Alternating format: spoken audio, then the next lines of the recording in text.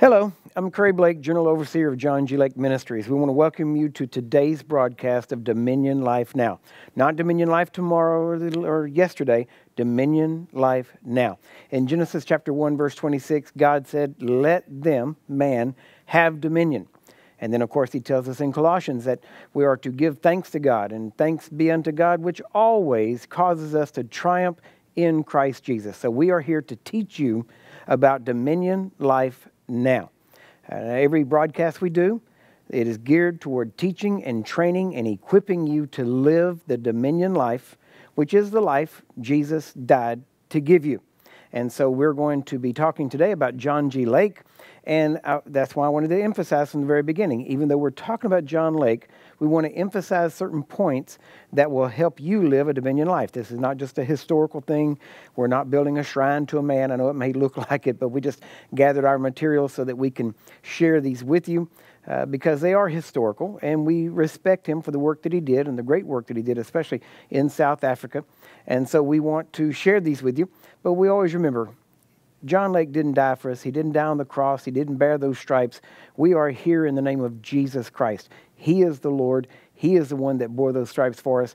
It is He that provided this Dominion life. So let's get started. Today we're going to talk about John G. Lake, John Graham Lake. He was actually born March 18th, 1870, and he was actually born in Ontario, Canada.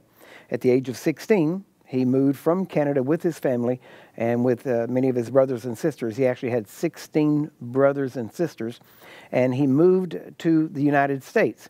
And when he moved to the United States, as I said, in 1886, that was when he was 16, and as he moved into the United States, he started visiting a Salvation Army meeting in a Salvation Army Corps, as they call them, and was actually saved during one of those meetings.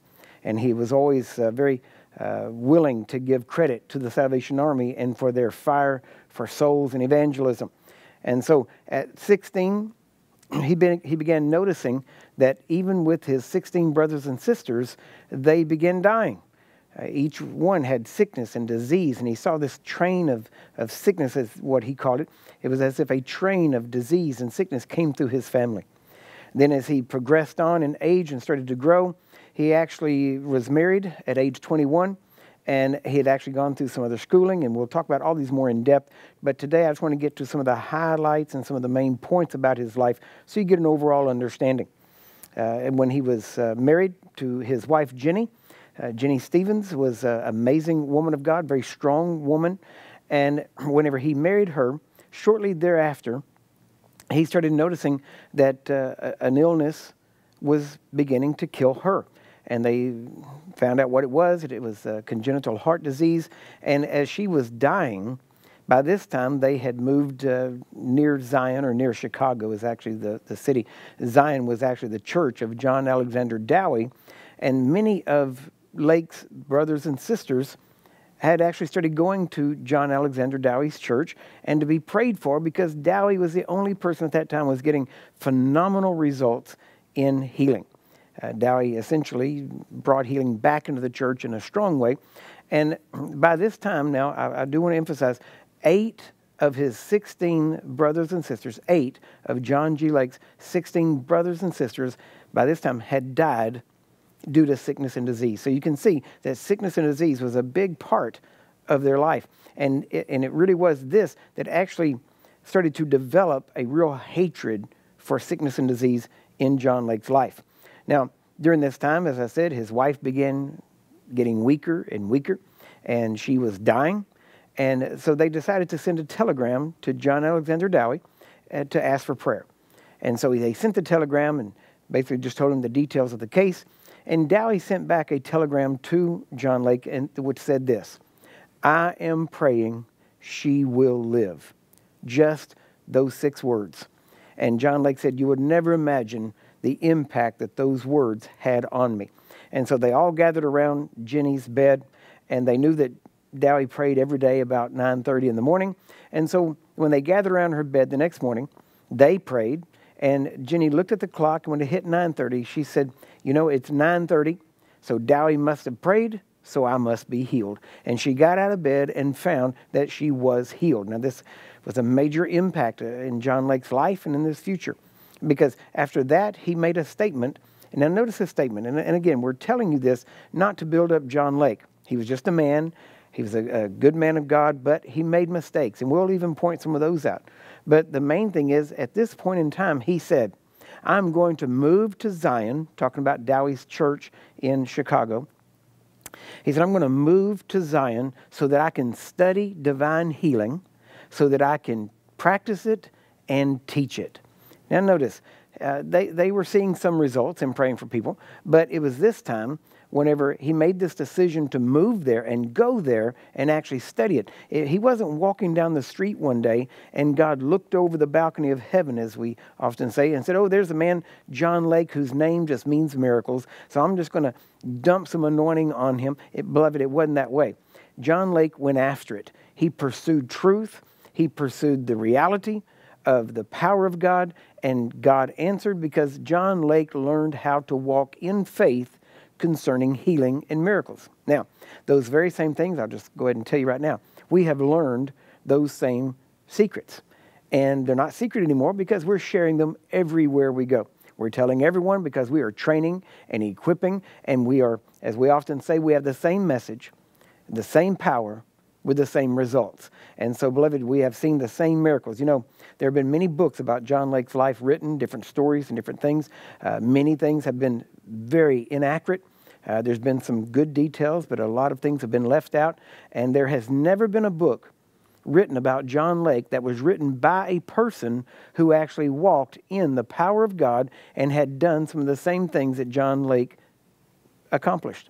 And so, matter of fact, to be honest with you, I'm in the process of writing that book now because we have done that. We have seen the same type miracles. We have seen the dead raised. We have seen every type of disease healed. We have seen every part of the human body healed. And so we are writing this book understanding the workings of the Holy Spirit, and having come through the teachings of John Lake, this will be a book, the first of its kind, I will tell you that. And so we're excited about getting that finished and getting it out to you, because we want to, as Miles Monroe used to say, we want to die empty. We don't want to die with anything left in us. We want to share all that we've got, and that's our goal. So now let's get back to John Lake, because what we want to realize here is that by this time, Jenny was instantly healed, as we said.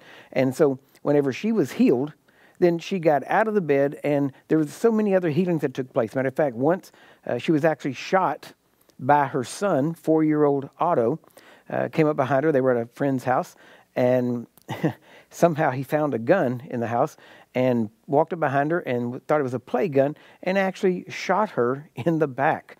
And so they rushed her home. The bullet was in the back. And you have to realize, during those days, Pentecostal, well, actually they weren't Pentecostal at that point, but holiness people, put it that way. Those people at that time, they didn't go to doctors. They believed that if you went to a doctor, it was a sin. And you would get kicked out of the church for going to a doctor. That's the way they believed. And so they took her home, put her in bed, and again, they began praying. And they said they locked the front door, put a guard on the door. There was, as the news spread, they ended up saying they were going to file charges against John Lake for negligence, because if Jenny died, they were going to press charges against him. But they said they put a guard on the door, and he told them, don't let anybody but Zion people in, meaning people that believed like they did. And they began praying, and as the time went on overnight, they prayed, and Jenny fell asleep, and they kept praying. And in the morning, whenever Jenny woke up, the bullet had worked itself out of, I say worked itself, it's by the power of God, but it worked itself out of her back and was lying in the bed, and the wound in her back was healed overnight. Now, beloved, that's a type of miracle that is seldom seen even today. And so that happened. They took the bullet. They gave testimony at Dowie's church. They were baptized in Dowie's church.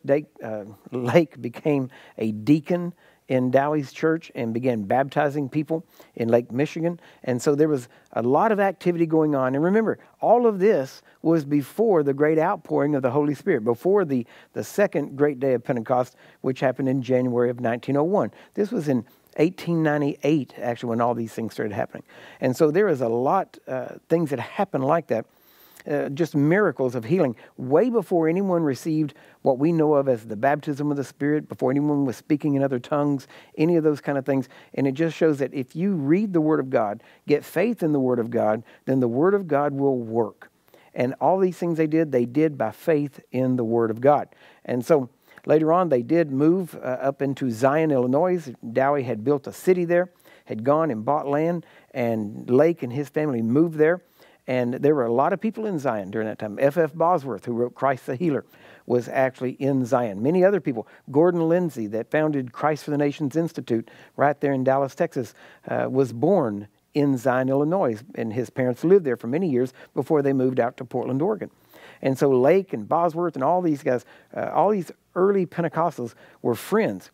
Well, whenever Dowie passed away, they had actually people coming into the area and preaching the Pentecostal baptism. And F.F. Bosworth was one of the first to receive the baptism of the Spirit with speaking in other tongues. Lake, it took him 9 months of praying to receive the baptism of the Spirit. But when he received it in October 1907, immediately his life changed. Now, here's another point I want to bring out at this point in time. Whenever he received the baptism of the Spirit, that was in October of 1907. Now, we know that from that time until April of 1908, just 6 months, think about that, baptized in the Spirit of God for only 6 months, and Lake decides to go to South Africa as a missionary. So what does he do? By this time, he had been a very successful businessman, and he gave up everything that he had. They sold all their furniture. He gave away all of his money, everything, said, God, I'm completely yours. If you want me to go to Africa, you're going to provide the way. And so they gathered together, a little group. Now he had, by this time, it was he and his wife and 7 children. 7 children. The youngest was only 18 months old, and the oldest at that time was 16. And so they all gathered together, he, and then there was a couple of other missionaries, Thomas Hesmelholt and his wife, and a woman named Ida Sackett, actually. And so all these people got together, and they decided, we're going to Africa. And so they began praying, and God brought the money supernaturally so that they could buy the tickets. They got on the boat on April 1st in 1908 and went to South Africa, landing there in roughly May 14th of 1908. So it took about 6 weeks to get there. And when they landed, there was a woman that actually, they landed in Cape Town, and there was a woman there that met them. And whenever she met them at the gate there, the port for the customs house, she actually told them, she said, I'm looking for a missionary family with this number. And she asked one family, and they said, no, that's not us. What about you? No, that's not us. What about you? And it was John Lake. And she said, God sent me here to give you a house in Johannesburg. And so he sent me here to provide all that for you. And so then they made their way from there up to Johannesburg, South Africa, which is about a 1,000-mile trip. And as they went up, they ended up in a little area of Johannesburg called Doornfontein. And they began their meetings there. And now, the thing is, by this time, the Pentecostal movement had not really hit Africa at this point. And so Lake, having been a member of Dowie's church, he actually went to a church there in Johannesburg that was one of Dowie's churches. Now, I should say that Dowie was very much against a lot of the Pentecostal movings, you might say. And so whenever Lake went to Dowie's church, they invited him to speak because he had been a deacon in the church back in Chicago. And when he began speaking, the first thing he started talking about was this mighty baptism in the Holy Spirit. And we're going to be talking a lot about that during these programs. And as he began sharing with them, immediately, they said by the time he finished his first sermon, that over 500 Zulu people there in the congregation had fallen on their face and had been baptized with the Holy Spirit. And so many things started a great revival, and this revival spread throughout all of South Africa and even going up into Northern Africa. And they birthed what was called the Apostolic Faith Mission of South Africa. And so as they began spreading out from there, many, many miracles will happen. We will talk more about this in later times, and I'll give you some details on them. But it's amazing things. A horse that had been hit by a car and was dying, bleeding out. Lake prayed for the horse, and the horse was instantly healed and got up and continued dragging the wagon or pulling the wagon that it was attached to. Many, many miracles took place. Again, some of the things, if I told you just right here, many people just wouldn't believe them. And so we're going to be giving details of these at a future date because I want you to get these things and realize what God can do. Now, Lake was there, and when they arrived in May of 1908, and here's the thing, the revival began immediately. They began establishing things the way they needed to be to actually help push forward the revival that broke out. But on December 22nd, 1908, just 6 months after having arrived in South Africa, Lake's wife, Jenny, died. He was gone on a mission trip into the Kalahari, and while he was gone, she died. Now, there's all kinds of things, and there was a lot of speculation about why she died, but we actually have proof of why she died. And again, we'll be talking about that in the book, but also at a future time. But suffice to say, at this point, when she died, most men, remember, he had 7 children, 18 months old and all the way up to 16 years old, 7 children. And instead of coming home and getting help with raising the children, it shows what character and nature this man had, because he stayed in South Africa and kept directing the revival. Many things happened. Many things, there was a split in the church at one point. People had lied and made accusations and different things, trying to cause a lot of problems. But God, through it all, kept Lake steady, kept him strong, and he kept moving forward, advancing this revival. And so then eventually, Lake returned to the United States, and that was in February of 1913. So after roughly 5 years of being there, he returned to the United States, he and his children, and he began traveling around. And during this time, now this was in 1913, and in September of 1913, he actually remarried. And he married a woman named Florence Switzer. And it's amazing. She was an amazing woman herself, and it was a good thing that he married her, because she had been a stenographer. And she would, from then on, she always sat on the front row every time he preached and wrote down all of his sermons in shorthand. As a matter of fact, every sermon you've ever read by John Lake was written by his wife, Florence.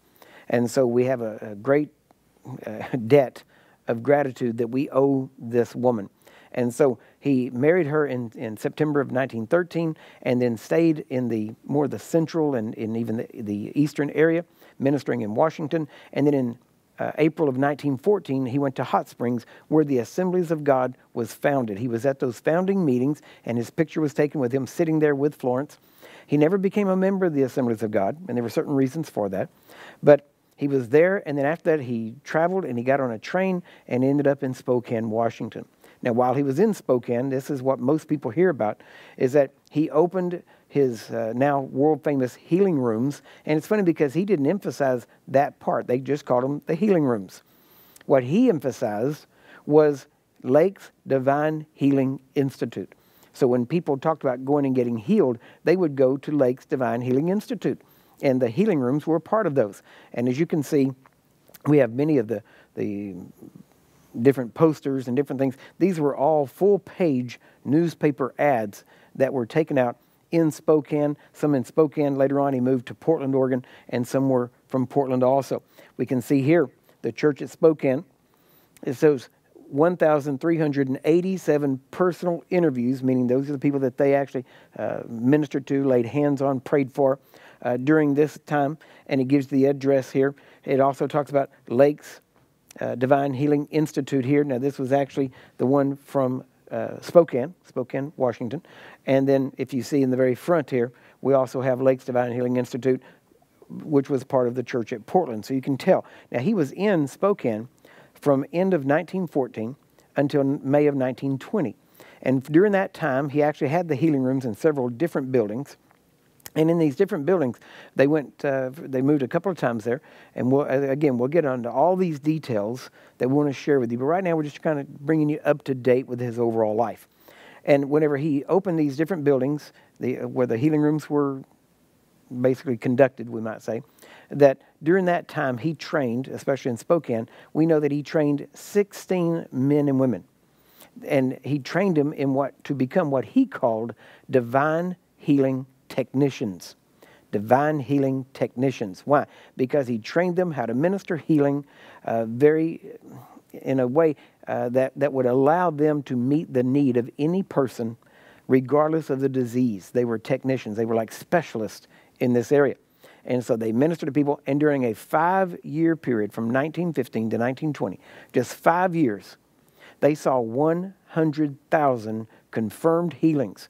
Matter of fact, during a particular period of time, there was a hospital in Spokane that actually shut down because people quit going to the hospital and ended up going to Lake's healing rooms instead. And so he caused a great stir there. He was very good at putting the articles in the newspaper and letting people know. He had entire full-page sections of nothing but testimonies. And during this time, as we said, 100,000 confirmed healings. Now, we looked at that, and that means that there were 20,000 healings a year. 20,000 healings a year. Now, if you break all this down, and obviously we're not saying that every individual divine healing technician saw the exact same number, but that breaks down to about 1,000 healings per divine healing technician. And it means that they saw about 3 healings per day. 3 healings per day. Imagine that. And that was 20,000 healings a year. That was confirmed healings. And then they moved to Portland. After the end of 5 years there, John Lake moved to Portland, Oregon, and did the exact same thing. And even then, and when they got to 100,000, they actually quit counting. That's why we always quote 100,000. But when he was in Portland, he actually had his church in a doctor's office or in a building that other doctors had their offices.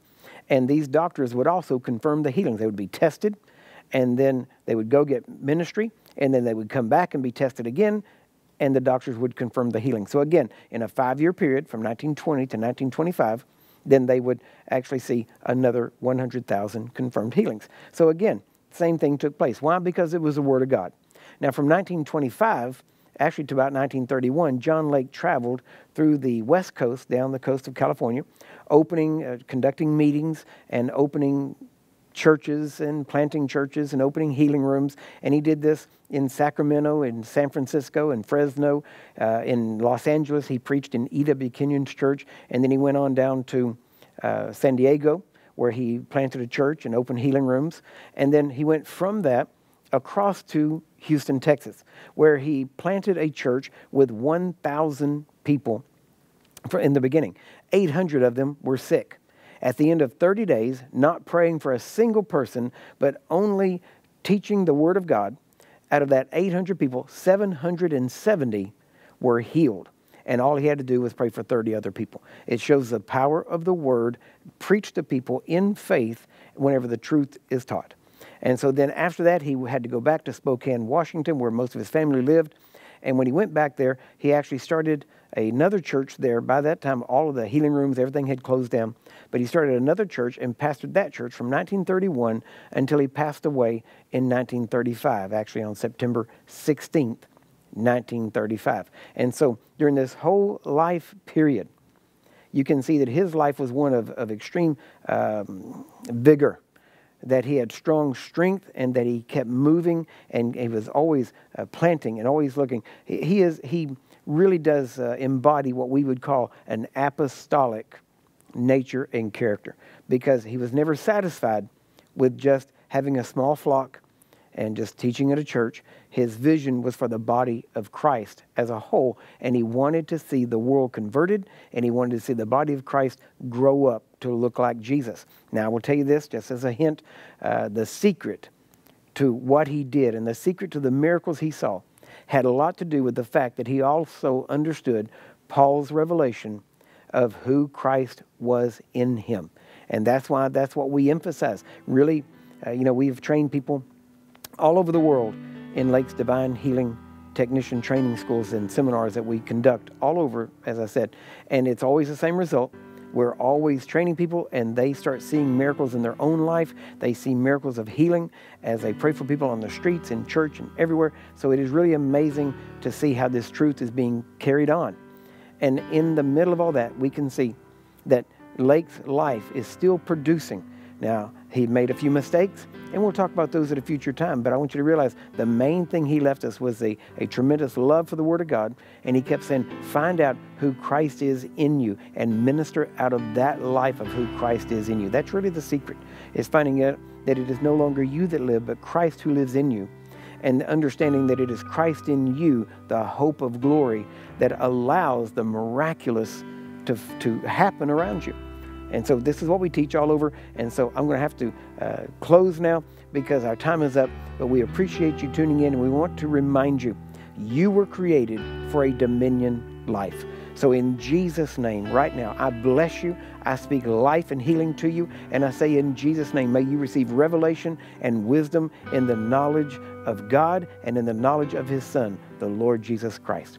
So until tomorrow, God bless you. Be sure to tune in tomorrow. We're going to be talking about what the ministry has done since that time and how God has actually birthed the ministry into new realms and new levels of glory, into new realms and levels of power.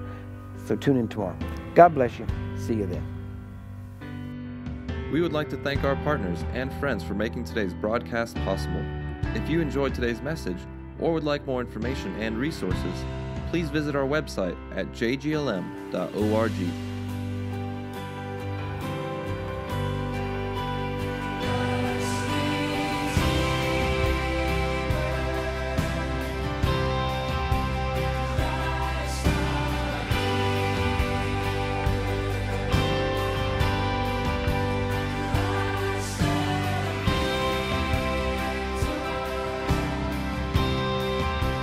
If you are considering partnering with us and would like to support our mission, please visit jglm.org/partners. Proceeds will go toward the cost of the television broadcast and our mission work around the world.